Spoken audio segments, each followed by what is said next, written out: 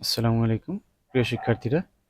গত কিছুদিন আগে তোমাদের এই সূত্রগুলো নিয়ে আমি একটা ক্লাস নিয়েছিলাম অনলাইন ভিত্তিক বা টিউটোরিয়াল ছিল। সেই টিউটোরিয়ালের সাথে সূত্রগুলো ব্যবহার করে আমরা কিভাবে একটি অঙ্ক করব তা আজকে টিউটোরিয়ালে দেখবা। তো এর আগে আমরা সূত্রগুলোকে একটু মনে করে দিতে চাই। তো তোমরা যদি দেখো যে সাগরে লবণ আছে, সাইন থিটা ইকুয়ালস লম্ব বাই অতিভুজ। এভাবে আমরা মনে রাখতে পারি। কবরে ভূত আছে, এর মানে দাঁড়ায় হচ্ছে কস থিটা ইকুয়ালস ভূমি বাই অতিভুজ। টেরা লম্বা ভূত, এর দ্বারা বোঝায় হচ্ছে টেন থিটা ইকুয়ালস লম্ব বাই ভূমি, এবং কসেক হচ্ছে সাইন থিটার গুণাত্মক বিপরীত, এই কারণে কসেক ইকুয়ালস 1/sin, এবং তার বিপরীত অপারেটর যেহেতু, এই কারণে সূত্রটা হয়ে যাবে অতিভুজ বাই লম্ব। এবং সেক থিটা যেহেতু কস থিটার বিপরীত, তাই সেক থিটা ইকুয়ালস হবে অতিভুজ বাই ভূমি, এবং কট থিটা যেহেতু টেন থিটার বিপরীত, এই কারণে কট থিটা ইকুয়ালস হয়ে যাবে ভূমি বাই লম্ব। তো এই সূত্রগুলোকে ব্যবহার করে আমরা 9.2 এর 9.1 এর 2 নম্বর অঙ্কটা করব।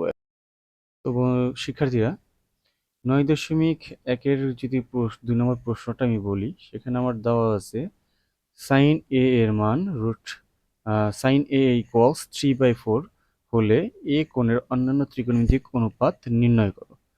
তো আমার যে ভ্যালুটা দেওয়া আছে তা হচ্ছে সাইন এর মান। সাইন এ ইকুয়ালস দেওয়া আছে আমার 3/4, 3/4 আকারে দেওয়া আছে। আমি যদি লক্ষ্য করি, তো এখানে আমি দেখতে পাচ্ছি আমার সাইন এর যে সূত্রটা ছিল, সাগরে লবণ আছে।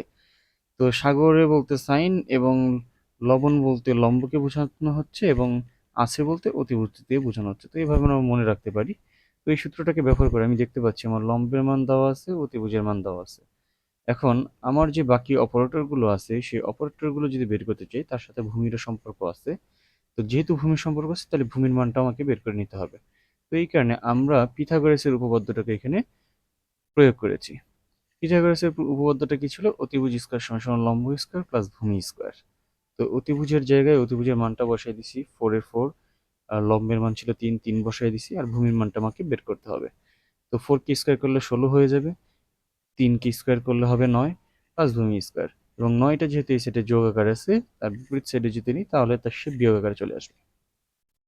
তো এখান থেকে আমি পাচ্ছি ভূমি স্কয়ার ইকুয়ালস 7, এবং ভূমির মান যদি আমি নির্ণয় করতে চাই, সেই ক্ষেত্রে ভূমির মান হবে √7।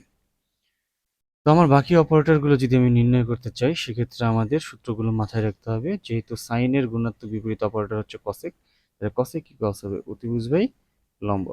এখন অতিভুজের মান আমার তো জানাই আছে, অতিভুজের মান 4 এবং লম্বের মান 3। কজের ক্ষেত্রে যদি যাই, কজ হচ্ছে কবরে ভূত আছে।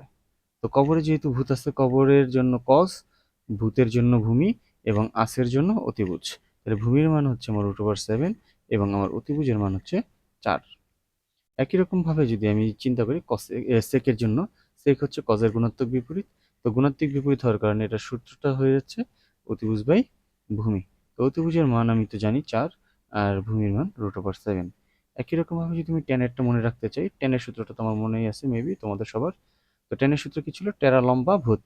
টেরা দিয়ে বোঝানো হচ্ছে টেন, লম্বা দিয়ে লম্বকে, এবং ভূত দ্বারা ভূমিকে বোঝানো হচ্ছে। তো